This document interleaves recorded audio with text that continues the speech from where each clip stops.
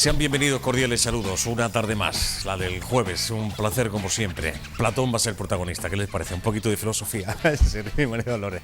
Un poquito de filosofía para comenzar, que no está nada mal. Por cierto, que el pasado año 2014 se cumplían 2400 años de la fundación de la escuela en Atenas. Hubo diferentes actividades, no es el motivo que nos ocupa, pero por recordarlo, 2400 años, que se dice pronto. Y seguramente que algunas de las enseñanzas de este gran filósofo siguen vigentes. Ahora se lo vamos a preguntar a esta señora. Hace poco nos visitaba, una nueva visita, yo se lo agradezco mucho porque siempre es un placer hablar con María Dolores Fernández Fígares. Es periodista y antropóloga y ha escrito este libro que presenta pues en una hora y media, a las 8 en la Biblioteca Villa Espesa, así que no lo vamos a enrollar mucho para que le dé tiempo a marcharse. Los amigos de Platón, aquí tienen la portada, este es el libro. Bienvenida, buenas tardes, María Dolores. Hola, buenas tardes. La efeméride del año pasado. ¿Hay enseñanzas de este discípulo de Sócrates que pues siguen sí, vigentes en el siglo XXI? Es que exactamente, que ese es el interés. El interés claro. es que una mente tan preclara como la de Platón, pues 2400 años después, con el despiste que tenemos todos, pues nos está orientando y está diciendo muchas claves para lo que debe ser la sociedad y lo que deben ser los individuos. Bueno. Un título llama la atención, Los amigos de Platón. Has rebuscado ahí un poco entre algunos, no sé si son tus favoritos. He leído que son 10 hombres y 2 mujeres que, en fin, de alguna forma han sabido hacer del legado del pensador griego, bueno, es algo actual y algo que quiere transmitir. Sí, porque un poco, digamos, en el entendimiento general, pues decimos Sócrates, Platón y Aristóteles. Entonces se supone que cuando llegó Aristóteles, porque como tenemos la idea siempre de que quien llega después se carga el que había antes, pues pensamos siempre que Aristóteles poco menos que destronó a Platón y se puso a él y tal, ¿no? Y ya que Platón había terminado. Y yo lo que he recogido son estos personajes a lo largo del tiempo que mantuvieron la tradición de la escuela de Platón y la enriquecieron con todo lo que iba apareciendo en cada época, ¿no? Quisiera recordar una cosita antes de seguir avanzando en el libro. El sábado día 21, esto fue designado por la UNESCO el tercer jueves de noviembre para celebrar el Día Mundial de la Filosofía. Sí. Y el Centro Idealia, del cual hemos hablado en muchas ocasiones en este programa, pues va a montar un stand en la avenida Federico García Lorca, esquina con Obispo Verá, por si están interesados en acercarse en este Día Mundial de la Filosofía. Sí, porque es que además pienso que más que nunca hace falta filosofía. Por eso la UNESCO hace ya por lo menos 10 o 12 años determinó que hubiese un día en el año dedicado a promover la filosofía como una clave para tener libertad de pensamiento, libertad de criterio, de opinión, espíritu crítico ante lo que sucede, etcétera, ¿no? Claro. Y precisamente en nuestro país, pues la filosofía está siendo cada vez más arrinconada. Brilla por su ausencia, ¿no? Claro. Sí. Pero parece que se vive de forma teórica, pero ¿cómo aplicar esto a la práctica? Pues es que hay aspectos muy buenos de la filosofía que se ocuparon de explicar cómo vivir filosóficamente para ser feliz. De hecho, a uno de los amigos de Platón que aparece en mi libro, que es Jámblico, dice que si uno quiere ser feliz debe de filosofar. ¿Por qué? Porque la filosofía te ayuda primero a conocerte a ti mismo, ¿no? Y conocer también a los demás y no esperar demasiado de los demás si no lo pones tú en ti mismo, ¿no? Y da una serie de claves de vivir, como por ejemplo los estoicos, Epícteto, Marco Aurelio, nuestro Séneca, nos dijeron muchas cosas que son muy buenas para una vida feliz. ¿Y qué llega hasta hoy? ¿Qué tenemos hoy en día que podemos aplicar de esas enseñanzas? Por ejemplo, del tema de Platón, pienso, hay varias cosas que son muy aplicables hoy en día. Una de ellas es la idea de una economía sostenible. La idea de desarrollo sostenible, Platón lo trata en las leyes. Y ya dice que hay que estudiar los recursos con los que se cuenta, porque de la insuficiencia de recursos y el exceso de demanda de recursos salen todas las guerras. Por ejemplo, dice eso. Otra cosa que también plantea es en la parte educativa, tiene propuestas muy novedosas y muy actuales, como por ejemplo hacer que la gente joven se implique en el cuidado de los ancianos, de los espacios libres, de los espacios verdes, y que él diseña como una especie de servicio social, diríamos, ¿no? De aprender a sentir lo público cuidándolo, ¿no? Y ahí ya, el otro día leí que en Noruega ya se ha establecido ese servicio social para la gente joven como parte de la formación, pues lo que ahora llamaríamos voluntariado social, pero claro, no sería voluntario en este caso. Eso de la economía sostenible que predicaba Platón es aplicarle el sentido común, no es otra cosa, ¿no? Exacto, sí, es que hay muchas cosas que son del sentido común, pero bueno, lo dice una autoridad de este tipo y fíjate. Hay por ahí una frase, una antigua sentencia latina, algo que he buscado esta mañana leyendo un poco, dice: soy amigo de Platón, pero más amigo de la verdad. Es amigo de la verdad, en efecto. ¿Qué trasfondo tiene esto? Pues eso es el antidogmatismo de Platón. Es decir, Platón, una de las cosas que hace, y que ya lo empieza su maestro Sócrates, es la lucha contra el fanatismo, contra el dogmatismo. Y entonces dice: tú estás buscando la verdad y te gusta que yo te la cuente, lo que yo te cuento, pero tú tienes que ser más amigo de la verdad que mío, ¿no? Y hay un diálogo de Platón que se habla del Neutrifón, que también dice, en un momento dado Sócrates dice: pero las cosas son buenas porque las mandan los dioses o las mandan los dioses porque son buenas. Es algo interesante, sí, ¿no? sí. Que a veces, según quien nos diga algo, lo aceptamos o no, ¿no? Sin ninguna postura crítica por nuestra parte. Claro. Eso es un antídoto contra el fanatismo, que es uno de los principales peligros que tenemos encima. ¿No hubo fundamentalismo en ninguno de estos grandes maestros de la filosofía? Fíjate, ¿no? Pero ni esto ni ningún filósofo. Yo no conozco ningún filósofo salvo Comte, que era se le fue un poco la cabeza al final, pero de la historia de la filosofía realmente no conozco un filósofo que fuese catalogado como fanático.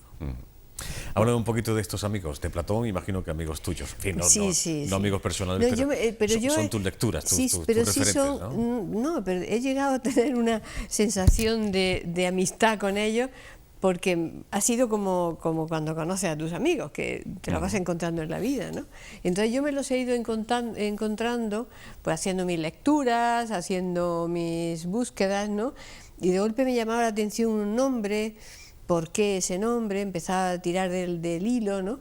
Y me encontraba con unos personajes brillantísimos que aportaron muchísimo, y sobre todo porque me gusta que ellos todos se ponen al frente de escuelas de filosofía. Entonces yo creo que el modelo escuela de filosofía en la actualidad es muy interesante, porque es de nuevo que la filosofía vaya a la calle. La filosofía se ha quedado muy reducida en los ambientes académicos, los ambientes universitarios, y está bien que sea así, pero hace falta gente que salga a la calle y aprenda a filosofar también, ¿no? Entonces ellos hicieron eso, siendo verdaderos sabios, todos ellos, pero dedicaron su tiempo a escribir incluso y a explicar cosas y explicar textos de Platón que consideraban que a lo mejor necesitaban algo más de pedagogía, ¿no? Para que la gente lo entendiera.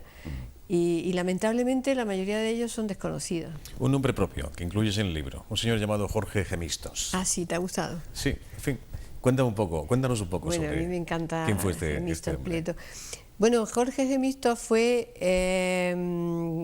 un jurista en Bizancio muy prestigioso, que fue consejero de varios emperadores bizantinos, los paleólogos, y era tal su fama de sabio que el emperador Juan Paleólogo, siendo como era pagano, Jorge Gemistos era pagano, pues cuando surge la propuesta de hacer un concilio en Ferrara para unir la Iglesia latina con la Iglesia griega, incluso también para conseguir que el duque de Venecia, el de Milán, todos estos príncipes cristianos ayudaran a los bizantinos, porque los turcos estaban ya en las puertas, ¿no? Eso lo habían intentado muchas veces y nunca lo habían conseguido. Pero ahí organiza un concilio que luego se celebra en Florencia, que Cosme de Medici dice: pues que se vengan todos a Florencia, que yo organizo el concilio, y ahí aparece este señor que no era cristiano, que va con el emperador Paleólogo porque quiere que vaya con él, y que lleva a su discípulo más directo, que es Besarión, y gracias a la presencia de Gemistos, Cosme de Medici se anima a abrir la escuela de Florencia junto con Ficino, la escuela Academia Platónica de Florencia, que es una institución fundamental para el Renacimiento italiano y el Renacimiento europeo, y la idea se la da a Gemistos, que él ya tenía una escuela abierta en Mistra. Y como él veía que los turcos iban a conquistar todo lo que quedaba de Grecia y de Turquía, diríamos, la actual Turquía, entonces todo el Bizancio, pues es como una especie de trasplante que hace a Occidente de esa sabiduría, de esos conocimientos, de esos libros, de esos textos.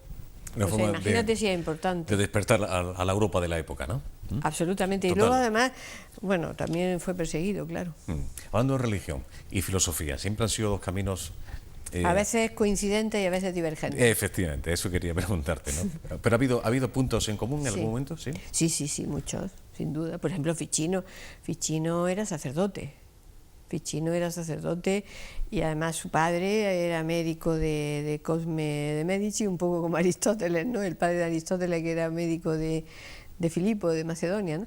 Pues sí, y luego hay muchos, por ejemplo, Hipatia de Alejandría, en la escuela neoplatónica de Alejandría, siempre hubo muchísimos cristianos, discípulos de Hipatia, discípulos de su padre y de otros que siguieron a cargo de la escuela, ¿no? Y de hecho, pues, el propio Besarión, que era discípulo de Gemisto, pues él era cristiano y a él, cuando llega a Italia, pues decide quedarse con la iglesia latina y dejar la iglesia griega. Y llegó a cardenal Besarión, que fue patriarca de Venecia. Y precisamente este Besarión hizo ahí un círculo para estudiar a Platón. Ahí siempre vemos la huella de Platón entre la gente más interesante. Por cierto, Platón venía de una familia, podríamos calificar, noble, ¿no? De la aristocracia de la época. Bueno, eso más o menos se escribe en su biografía. Sí. No sé si está corroborado o no. Sí. Era descendiente de Solón, que era uno de los 7 sabios de Grecia.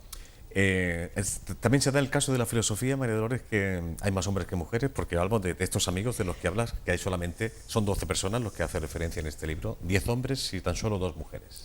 Sí, bueno, digamos que estuviesen a cargo de escuelas, que es un poco lo que yo he intentado dar como un denominador, es que estuviesen al frente de escuelas de filosofía, ¿no?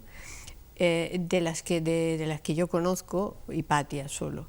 Lo que sucede es que estamos hablando de unas sociedades que las mujeres no tenían mucha posibilidad de protagonismo, ¿no? A pesar de todo, toda esta línea filosófica de Sócrates y de Platón y compañía sí contaron con mujeres. Bueno, de hecho la esposa de Pitágoras fue famosísima, y Asclepigenia, la hija de Plutarco, que fue maestra de Proclo, uno de los amigos de Platón, era una mujer también entendidísima. Pero he podido establecer estas dos. Hipatia porque sí estuvo al frente de la escuela neoplatónica de Alejandría a la muerte de su padre, pero Lady Anne Conway, aunque no estuvo al frente, pero me parece un caso muy simbólico, ¿no? Porque era una mujer aristócrata que en su época, en el siglo XVII, en Inglaterra, por supuesto las mujeres no iban a la universidad, hasta el siglo XX no pudieron ir, pero sus hermanos, que sí iban y conocieron a los neoplatónicos de Cambridge, pues le surtían de documentación y la ponían en contacto con sus profesores y con sus maestros. Y ella fue la que inspiró a Leibniz. De hecho, Leibniz, que es el más grande de los filósofos modernos, de la modernidad quiero decir, pues él dijo públicamente que se había inspirado en Lady Anne Conway. Entonces no fue muy conocida, ni estuvo al frente de ningún grupo de estudio, pero sí fue muy influyente. Pero seguía en la misma línea filosófica por el hecho de ser mujer y ser pocas, de alguna forma eran rebeldes para la época. Quiero decir, el predicamento, el discurso de estas mujeres. Más que rebeldes, eran sabias. Sí. Eran sabias, eran mujeres sabias. Y las que se dedicaron a la filosofía siempre fueron sabias. Y valientes para la época que les tocó, ya lo creo. Sí, por ejemplo, Aspasia es otro personaje que lo que pasa es que no se sabe muy bien exactamente cómo era Aspasia tuvo una escuela también en Atenas, ¿no? Que fue la compañera de Pericles, que no se pudo casar con ella porque era de Mileto y era extranjera, y él había puesto una ley que no se podían casar los atenienses con la extranjera. Y ahí se quedó siempre de amante, nada más, ¿no? Pero ella sí tuvo una escuela, lo que pasa es que no tenemos muchos datos si enseñó filosofía o no. Yo creo que sí, porque ella conoció a Sócrates, conoció a Anaxágoras, entonces estaba muy relacionada con los círculos que frecuentaba Pericles, que era un hombre cultísimo. Bueno, en un ratito voy a dejar que te marches, que te quedo, no Sí, estamos muy lejos de la capital, pero sí que tienes que presentarlo si quieren conocer a María Dolores personalmente en un ratito, a las 8 de la tarde. Eso los esperamos. En la Biblioteca Villa Espesa, la presentación de este libro. Recordar ese Día Mundial de la Filosofía, el sábado. Que todos somos un poquito filósofos. El centro, o deberíamos de serlo, por lo menos pararnos a reflexionar, ¿no? Sí. ¿Sí? ¿Verdad? Reflexionar sobre lo que nos pasa. En este gran rebaño en el que estamos inmersos, Eso ¿no? es. ¿Pero quién es el pastor? ¿Quién lleva la vara de bando? Nosotros mismos tenemos que ser pastores, nosotros mismos. Bueno, te agradezco la visita. Igualmente, hasta encantada. La próxima. Bueno, más libros, aunque este es diferente. El amigo Jesús Muñoz, que ha querido acercarlo a los más pequeños. Bueno, la historia de nuestra ciudad, algunas de nuestras cosas, pero, en fin, desde la ilustración y demás, ¿no? Almería para niños, que es como ha titulado este libro infantil.